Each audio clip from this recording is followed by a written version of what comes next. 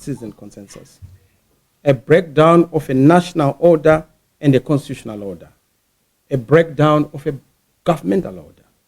Zimbabwe has had these cycles, vicious cycles of violence, disputes, tensions, disagreements that are not resolved and solved. We have a disputed government, disputed elections, disputed mandates, and a disputed constitution.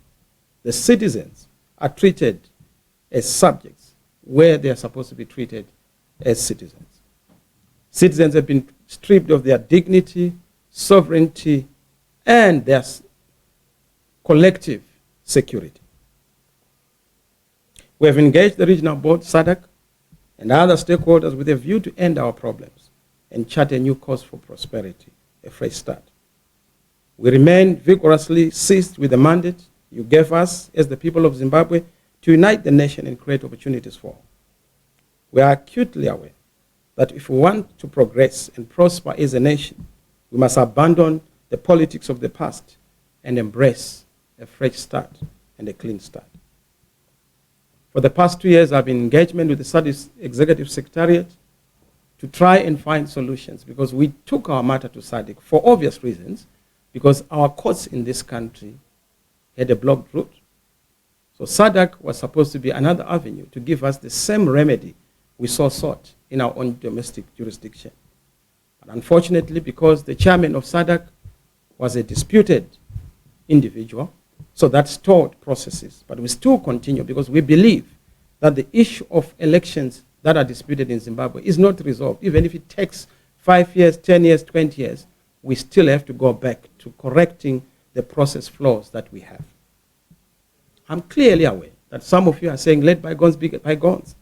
Some of you are saying, no, it's already water under bread. It's spilled milk. No, it's not. If we don't fix what's broken, we'll never get it right. Zimbabwe needs a fresh start. What happened before must never be repeated. Zimbabwe needs a new way. The new way born out of a long-term reflection on a critical truth.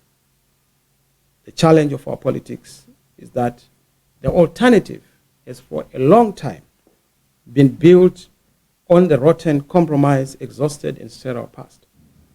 A past that stifles the organic emergence and growth of an authentic, credible alternative in Zimbabwe. Instead of progress, the old ways have produced entitlement, fatigue, exhaustion, compromise, corruption, and being bought, joining the grave train.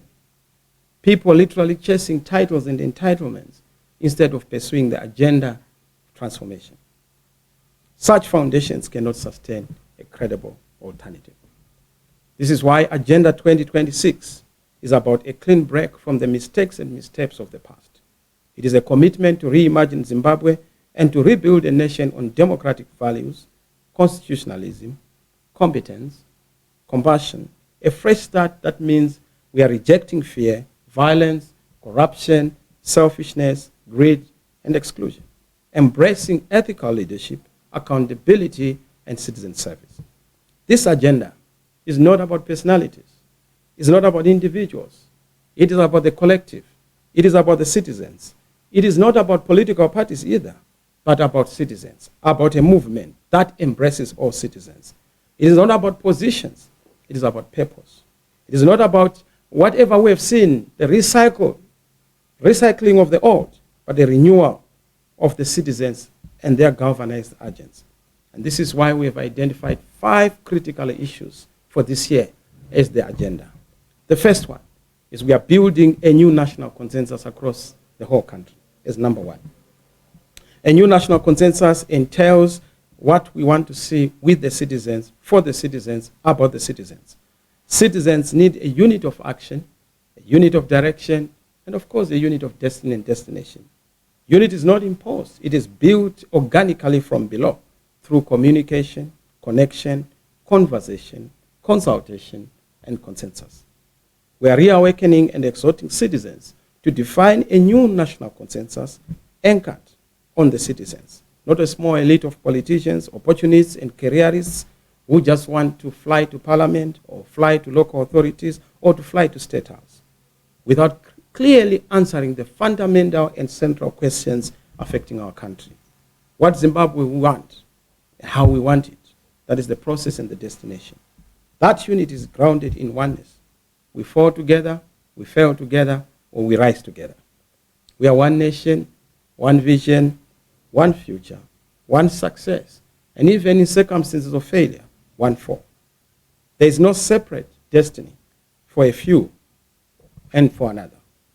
We must understand that we have over 5 million Zimbabweans in the diaspora, and it doesn't matter how good you are, even if you're a blue chip company, because you have a bad government, your goodness is eroded.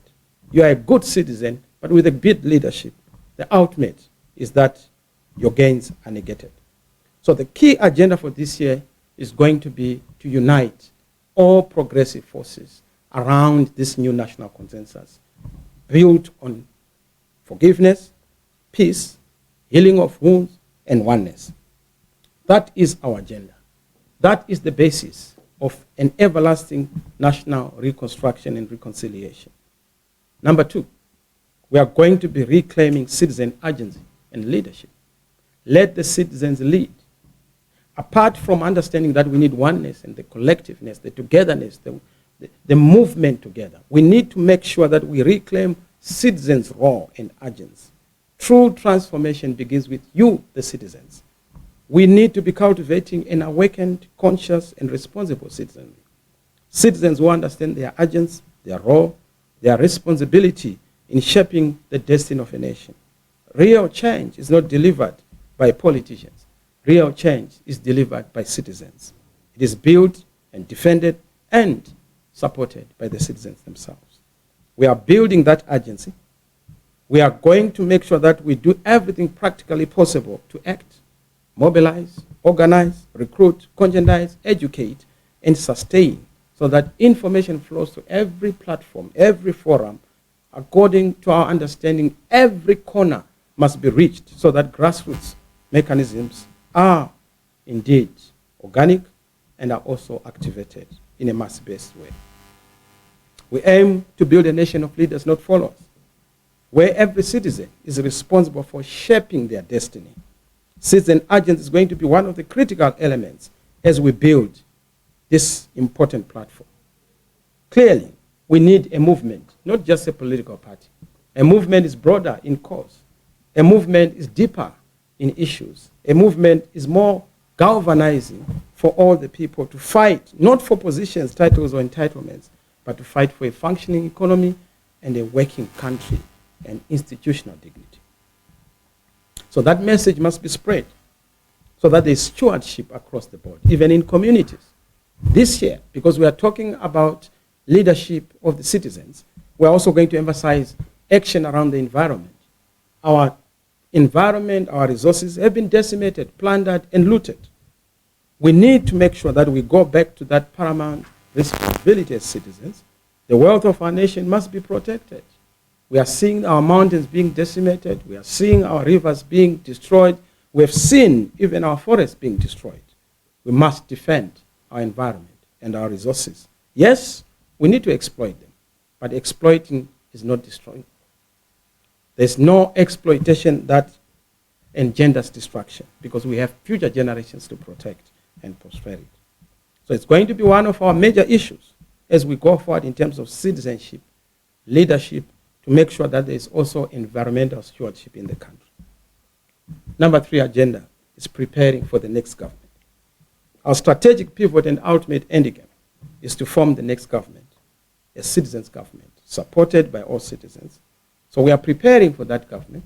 It's based on competence, capacity, and capability. You have seen most of the people who have been deployed in some of these spaces, the local authorities and parliament.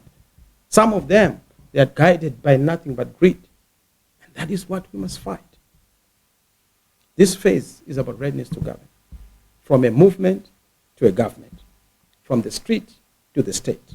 And that requires deliberate investment in capacity, competence, and character, and the necessary policy depth, administrative readiness, ethical leadership, and institutional thinking that is required. Government is not about slogans or rhetoric. It is a responsibility to put in place systems and execute an agenda that responds to the citizens. I'm sure this government promised that there was going to be what they called the Third Republic. And they called it the new dispensation, which has all turned out to be a new deception for everyone. Nobody doubts the deception because it's so evident for everyone to see. So forming the next government is going to be our critical component around policy structures, around strategies, around engagement locally and internationally to make sure that the readiness to govern is there. We serve, govern, and deliver good results for all the citizens in Zimbabwe. Number 4, we are going to be focusing on a new moral revolution. What Zimbabwe needs is not new faces in government, but it needs new forces in government. And we need more than politics. We need a radical revival, a moral reformation, a revolution of morals. We need values revolution, ethics and behavior to reshape the way we behave. This so-called thing of Mbinga, where we celebrate, accumulation of wealth in a primitive way, must go. We must celebrate hard work. We must celebrate proper industry. We must celebrate proper people being rewarded on the basis of merit. So therefore, we are going to ask every citizen to play a critical role in this revolution of morals, particularly the church, and especially our traditional leaders. There's going to be a critical focus on the youth, investing in the next generation, which is an important task. Young people have not been treated as stakeholders. Young people have been treated as snakeholders, with suspicion, almost left in oblivion. And that is our focus, focusing on the young people, equipping them, skilling them, capacitating them, raising the civic consciousness, ensuring that young people are ready to take the responsibility for this country's political, economic, and social, cultural transformation. Our commitment is to set up young people for success, prosperity, upliftment, and to allow them to innovate, to create and contribute meaningfully to national development. So we'll have a special focus as a citizens movement on the young people. Last but not least, which is agenda item number 5, is the international agenda. The world is in a crisis. Coups, rigged elections, illegitimate regimes, and the collapse of global governance have left societies, especially in Africa, vulnerable to exploitation, inequality, and systemic injustice. Contemporary international politics now is about transactional issues as opposed to dealing with fundamental issues around human rights, justice, citizen welfare, and strengthening strong institutions regionally, internationally, including continentally. As a value-centered principled alternative, we are working to make sure that we restore Zimbabwe's position as a leader who will embark on a robust global advocacy campaign, will engage, disrupt, and hold accountable global and regional institutions, forging alliances with progressive forces across Africa and the world to advocate for transformation to uphold legitimacy and defend the citizen rights. Our global advocacy campaign is going to take us to all the capitals of the world, using our diaspora structures and Zimbabweans in the diaspora as our ambassadors to help us galvanize and mobilize collective action and advocacy for the case of a fresh start in Zimbabwe. Our call to action. As I conclude, fellow citizens, the time to reset is now. The Agenda 2026 is a rallying call to courage, unity, and action. Go and mobilize. Go and organize. Prepare for that new national consensus, a new citizens' government founded upon accountability, integrity, justice, and service. Let us open ourselves to a constructive conversation and discussion, a dialogue bringing citizens together in our various communities.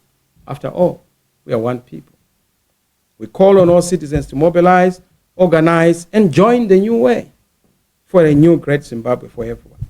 It transcends tribe, color, race, party affiliation. It's a movement by the citizens, for the citizens, and from the citizens, where every Zimbabwean has a role to play in the country's future. To Zimbabweans abroad, our diaspora front, we acknowledge you. You, the millions of our citizens, you continue to be the backbone of our life and the lifeblood of our economy. You will no longer be observers. You will be the active participants in the citizen movement organize. Prepare for that new national consensus, a new citizens' government founded upon accountability, integrity, justice, and service. Let us open ourselves to a constructive conversation and discussion, a dialogue bringing citizens together in our various communities. After all, we are one people. We call on all citizens to mobilize, organize, and join the new way for a new great Zimbabwe for everyone. It transcends tribe, color, race, party affiliation. It's a movement by the citizens, for the citizens, and from the citizens, where every Zimbabwean has a role to play in the country's future. To Zimbabweans abroad, our diaspora front, we acknowledge you. You, the millions of our citizens, you continue to be the backbone of our life and the lifeblood of our economy. You will no longer be observers. You will be the active participants in the citizen movement's governance and support system structures. These are the key actions we want. Mobilize, raise the awareness, organize, build local and national responsive grassroots structures for collective action. Encourage every Zimbabwean to become an active member of this new national consensus. Of course, in the next 180 days, our priority is not showmanship or rallies. It is legal and institutional fortification and building that grassroots resilience and consciousness. We must, and we will, want to build something that is not going to be destroyed.